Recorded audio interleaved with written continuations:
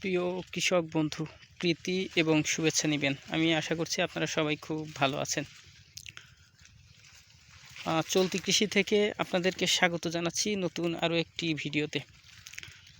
সবজি ফসলের ক্ষেত্রে আপনারা লক্ষ্য করে থাকবেন, এখনও কিন্তু টুকটাক কিছু সিম বাজারে আছে। যদিও শীতের ফসল, শীতের সময়টা পার করে এই সময় সিম কিন্তু বাজারে থাকার কথা না, আবার কিছুটা থাকে এখনও। ওই যে বীজ হিসেবে, ডাল হিসেবে খাওয়ার জন্য অনেকে সিম এখনও বাজারে থেকে আমরা কিনছি।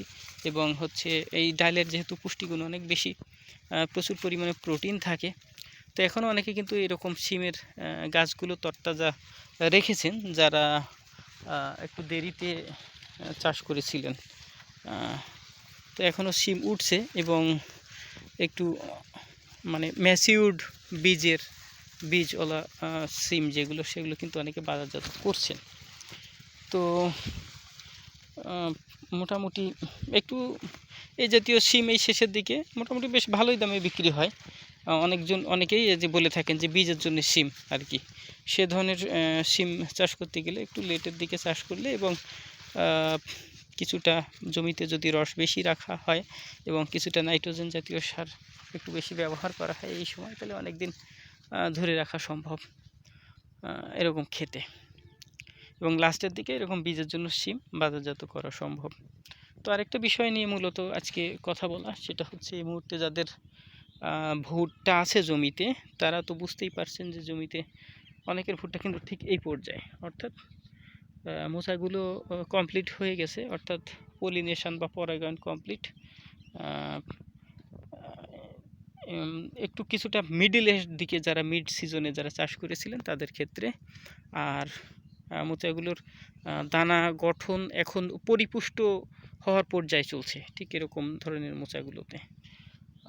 আর যারা তারও আগে চাষ করেছিলেন তাদের ক্ষেত্রে ঠিক এরকম একটা অবস্থা চলছে, অর্থাৎ মোচাগুলোর দানাগুলো প্রায় পাকার মুখে।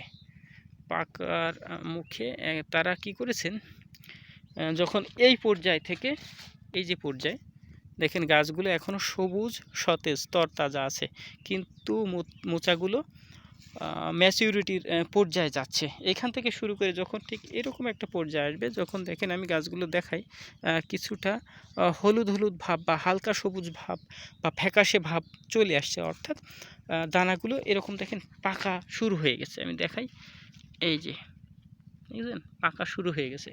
তো এই পর্যায়ে যখন আসে তখন কিন্তু উপর থেকে, অর্থাৎ এই যে মোচা, এখান থেকে শুরু করে এই যে উপরের পাতাগুলো দেখেন, আমাদের কৃষক বন্ধুরা এই উপর থেকে 3টা পাতা 4টা পাতা কিন্তু ভেঙে দিয়েছেন।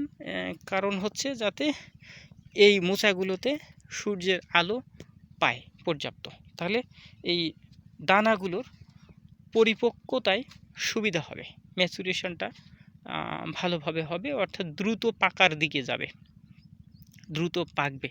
এবং বলা যায় যে আগামী 10 থেকে 15 দিনের মধ্যে, হয়তো 15 দিন লাগবেও না, তবু 10 থেকে 15 দিনের মধ্যে এই মোচাগুলো তখন সংগ্রহ করার উপযোগী হবে।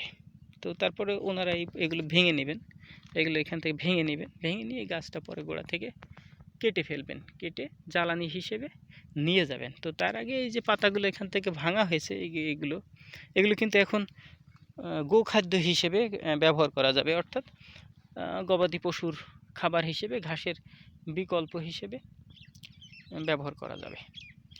তো এইভাবে মোটামুটি ভুট্টা এই সময়ে যাদের ভুট্টা ফসলগুলো মোটামুটি যে পাকা শুরু করেছে, তারা কিন্তু এই ধরনের কাজ করেছেন। এবং এটা খুব জরুরি একটা পরিচর্যা, যে মোচার উপরের থেকে পাতাগুলো এখান থেকে ভেঙে দেয়া, যাতে এখানে পর্যাপ্ত সূর্যালোক পায়, তাপ পায়।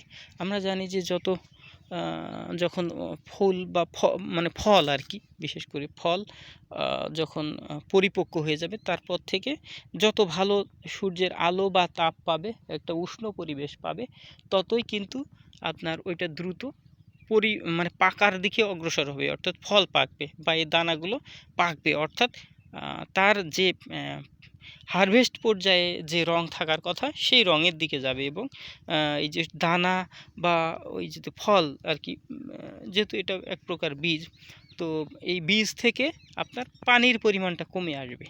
যত দিন যাবে তত পানির পরিমাণটা কমে আসবে, এবং পানির পরিমাণ কমতে কমতে একটা সময় একটা এক একটা ফসলে এক এক রকমের নির্দিষ্ট পানির পরিমাণ থাকে, হয়তো সেটা 12 থেকে 14 বা 15% ময়েশ্চার এরকম যখন যাবে তখন কিন্তু ওটা হারভেস্টের উপযোগী হবে। আমি যে পার্সেন্টেজটা বললাম এটা ক্রপ টু ক্রপ ভ্যারি করে। তো মোটামুটি যত বেশি মানে ফল পরিপক্ক থেকে শুরু করে যত বেশি পাকার যে অবস্থা অর্থাৎ সংগ্রহ উপযোগী অবস্থার দিকে যাবে, ততই কিন্তু এর বীজের যে পানি অর্থাৎ ভুট্টা দানার যে পানির পরিমাণ, সেই পানির পরিমাণটা কমতে থাকবে। তো এই কারণে আপনার এ ধরনের এরকম পাতাগুলোকে এভাবে কেটে ফেলা হয়, হাত দিয়ে টেনে ছিঁড়ে ফেলা হয়, এবং এটা গরুর খাবার হিসেবে ব্যবহার করা হয়। আর তারপরে এইটা যখন এই যে মোচা যে রঙটা, মোচাটা ঠিক যখন এরকম পর্যায়ে, যদিও এটা ভেঙে গেছে, তারপর এরকম শুকানো যখন শুরু হবে তখন কিন্তু এরকম যখন পুরোপুরি শুকায় আসবে তখন এই মোচাটা কিন্তু ভেঙে নেবে। দেখেন অলরেডি প্রসেসটা কীভাবে শুরু হয়েছে আমি দেখাই। এই যে এখান থেকে কিন্তু শুকানো শুরু করেছে, দেখেন পুরো মোচা কিন্তু এখনও শুকায়নি, কিন্তু এই যে উপর থেকে শুকানো শুরু হয়েছে। এই যে দেখেন, এই যে উপরে একটা সাইড থেকে কিন্তু শুকানো শুরু হয়, এই সাইডে এখনও সবুজ রং দেখা যাচ্ছে, কিন্তু কিছু কিছু অংশ শুকানো শুরু হয়েছে। তো এভাবে প্রত্যেকটা মোচা মানে খড় কালার, অর্থাৎ শুকাইলে যে রং চলে সেরকম রং ধারণ করবে, এবং যখন পুরোপুরি এরকম খড় কালার হবে, অর্থাৎ এরকম খড় কালার হবে, বা মোচাটা আমি একটু দেখাই, এরকম হবে। এটা যদিও ভেঙে গেছে, কিন্তু এটা এই মোচাটা কিন্তু এরকম খাড়া থাকবে। খাড়া থাকা অবস্থায় যদি এরকম খড়ের মতো রং চলে, তখন এইটা করি ঠিক অনেকটা এরকমই আর কি, এরকম তখন আমাদের কৃষক বন্ধুরা এগুলো সংগ্রহ করবে। তো এই মোচাটা ভাঙবেন, ভেঙে তারপরে নিয়ে যাবেন, আর তারপরে গাছগুলোকে কেটে ফেলা হবে, এবং এই গোড়া তুলে পরবর্তীতে এই জমিতে নতুন আরেকটা ফসল চাষ করা হবে।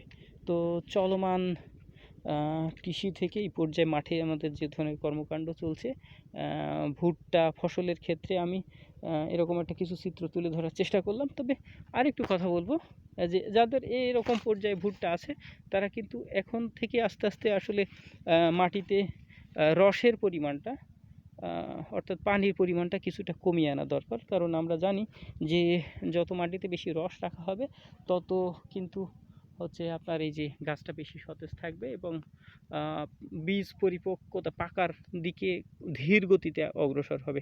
যদিও যখন দানা গঠন পর্যায়ে চলে তখন কিন্তু মাটিতে পর্যাপ্ত রস থাকার দরকার আছে, কিন্তু এই পর্যায়টা কিন্তু পার হয়ে গেছে। দেখেন দানাগুলো, মোচাগুলো এই পর্যায়টা কিন্তু অলরেডি প্রায় পার হয়ে গেছে, যে কারণে ভিতরে কিন্তু রস কিছুটা কম রাখা হয়েছে, অর্থাৎ মাটিতে যে পরিমাণ পানি আছে সেটা যথেষ্ট, এর বেশি দরকার নেই।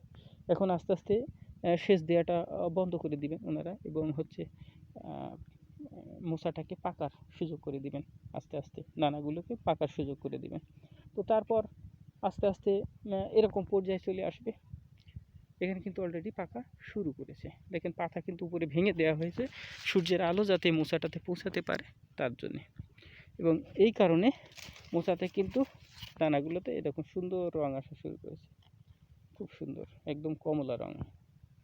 তো যাদের আপনাদের এখানে কিন্তু সেচ একটা দেয়া হয়েছিল, পরবর্তীতে আর দেওয়া হবে না এই কারণে। তবে মোটামুটি এরপরে আর সেচ দেওয়ার কোনো দরকার নেই, সেচ দেওয়া হয়েছে মিনিমাম 1 সপ্তাহ আগে। তো যেহেতু উপরের পাতা ভেঙেছে, মাটি কিন্তু কিছুটা দ্রুতই শুকিয়ে যাবে, কারণ প্রবেশ করার সুযোগ পাবে। তো তারপরে এইগুলো আস্তে কয়েকদিনের মধ্যে, এটাও আশা করা যায় 10 থেকে 15 দিন বা 10 থেকে 12 দিনের মধ্যে সংগ্রহ করার উপযোগী হবে।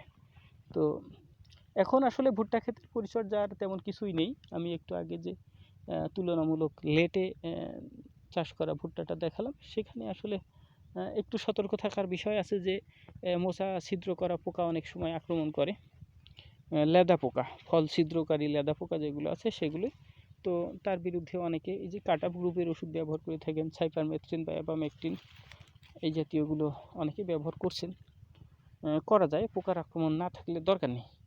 আর আস্তে আস্তে পানির পরিমাণ কমিয়ে আনতে হবে। তো চলমান কৃষি থেকে ভুট্টা ফসল সম্পর্কে আজকের কথাবার্তা এতটুকুই। আপনাদের সবাইকে অনেক ধন্যবাদ। আপনারা সবাই ভালো থাকবেন।